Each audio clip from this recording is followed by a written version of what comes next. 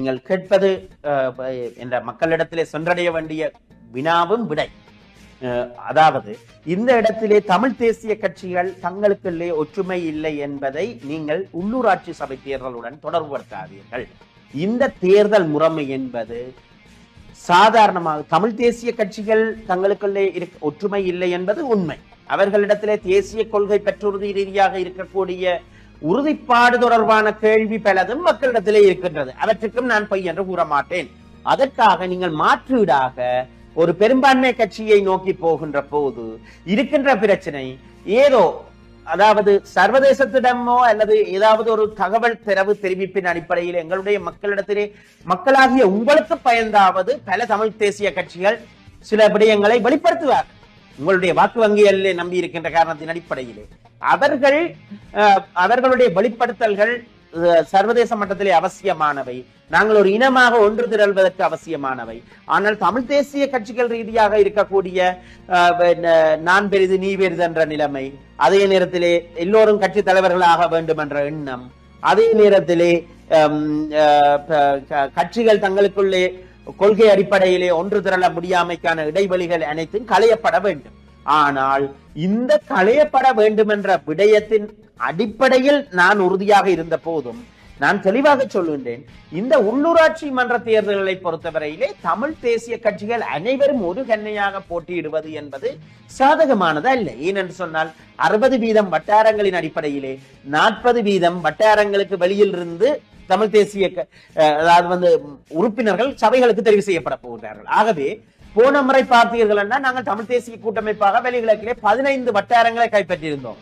ஆனால் எங்களுக்கு எதிரான தரப்பிலே 7 வட்டாரங்களை பெற்றிருந்த அனைத்து எதிர்கட்சிகளும் சேர்ந்து 23 பேரை கொண்டு வந்திருந்தார்.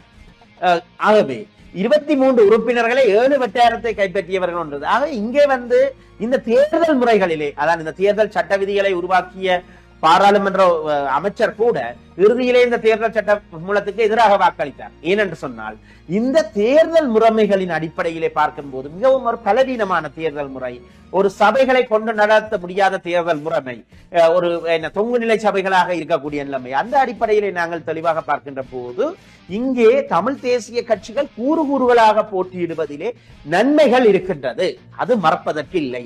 ஏனென்றால் சிறிய சிறிய கட்சிகளுக்கு, வாக்குகள் குறைவாக பெறுகின்ற கட்சிகளுக்கு உறுப்பினர்களை பெரிய அளவிலே பெறுவதற்கான நிலைமை காணப்படுகின்றது. உறுப்பினர் எண்ணிக்கையை அடிப்படையில் அதிகரித்த, அதுக்காக 5% குறைவான வாக்குகள் அல்ல, ஒரு குறிப்பிட்ட வாக்குகளை உடைத்துடைத்து பெறுவதன் மூலம் அவர்களுக்கு விகிதாசார அடிப்படையிலே அதிக உறுப்பினர்களை பெறுவதற்கான சந்தர்ப்பம் காணப்படுகிறது. ஆகவே இந்த தமிழ் தேசிய ஒற்றுமை என்பது ஒரு குறைந்தபட்சம் இந்த உள்ளூராட்சி மன்ற தேர்தல்களை அடுத்து கட்டாயமாக உருவாகும். இவற்றை நான் இந்த தேர்தல்களிலே வெல்வதற்கான மக்கள் உத்தியாக நான் சொல்லவில்லை, வெல்வதற்கான பிரச்சார உத்தியாக நான் சொல்லவில்லை. ஏனென்று சொன்னால் இந்த தேர்தலிலே கூட்டாக போட்டியிடுதலிலே பலதரப்பட்ட நெருக்கடிகள் இருக்கின்றன. ஆனால் இந்த தேர்தலிலே இவ்வாறாக பிரிந்து நிற்பவர்கள் அனைவரும் உள்ளூராட்சி மன்றங்களுடைய ஆட்சி அதிகாரத்தை அமைப்பது தொடர்பாக வருகின்ற போது அவர்கள் இணைகின்ற நிலைமையிலே இந்த விமர்சனங்களுக்கு அது பதிலளிப்பதாக அமையும். அந்த அடிப்படையிலே மக்கள் நிச்சயமாக தமிழ் தேசிய கட்சிகளை நம்ப வேண்டும், அவர்கள் மீதான நல்ல அபிப்பிராயங்களை உருவாக்க வேண்டும், அவர்களை வழிநடத்த வேண்டும். தொடர்ந்து அங்கிட மக்கள் அவர்களுக்கான அந்த இடத்திலே மக்கள் தெரிவு செய்யப்படுகின்றவர்கள் தமிழ் தேசிய கட்சிகளாக காணப்பட வேண்டும், அது அவசியமானது. அந்த தேர்தலின் பின்னராக வருகின்ற எந்த உள்ளூராட்சி மன்றங்களும் எந்த தமிழ் தேசிய கட்சியும் தனித்த ஆட்சி அமைச்சு விட முடியாது. அவ்வாறு யாரும் சொல்லி இருந்தால் அது அவரவருடைய பிரச்சனை. ஆனால் இங்கே அனைத்து தமிழ் தேசிய கட்சிகளும் கூட்டாக இணைவதன் மூலமாக மட்டும்தான் ஆட்சி அமைக்கலாம். ஆகவே இங்கே தமிழ் மக்களுடைய அரசியல் அபிலாஷை, இந்த அரசியல் அபிலாஷைகளுக்கான ஒரு அடித்தளமாக இருக்கின்ற தமிழ் கட்சிகள் ஒன்று திரள வேண்டும் என்ற எண்ணம் இந்த தேர்தலுக்கு பின்னரான சூழ்நிலையில மிகுந்த சாத்தியம் காணப்படுகிறது. சரியாக கையாளப்பட வேண்டும். அந்த தேர்தல் முறையிலே இருக்கின்ற குளறுபடிகள் தான் இவற்றுக்கு பிரதான காரணம். ஆனால் திட்டமிட்ட அடிப்படையிலே உறவுகளாக பட்டியல் நிரப்பப்பட்டிருந்தால் அது கண்டிக்கத்தக்கது. ஆனால் அவ்வாறு இல்லாமல் இந்த தேர்தல் முறைமை குளறுபடிகளின் காரணமாக, தேர்தல் முறைமை சட்டத்திலே இருக்கின்ற தவறுகள் காரணமாக ஏராளமான இடங்களிலே அவ்வாறு நடந்திருக்கின்றது என்றால் வேட்பாளர்களை பிடிக்க முடியாது.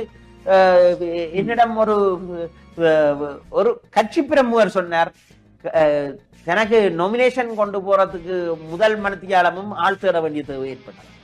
எங்களுடைய கட்சிகளுக்கு அவ்வாறு இடம்பெறவில்லை. ஆனால் சில இடங்களிலே அப்படி இடம்பெற்றிருக்கின்றன. கேள்விக்கு என்ன பதில் வெள்ளிக்கிழமை இரவு 7 மணிக்கு உங்கள் டான் தமிழொலியில்.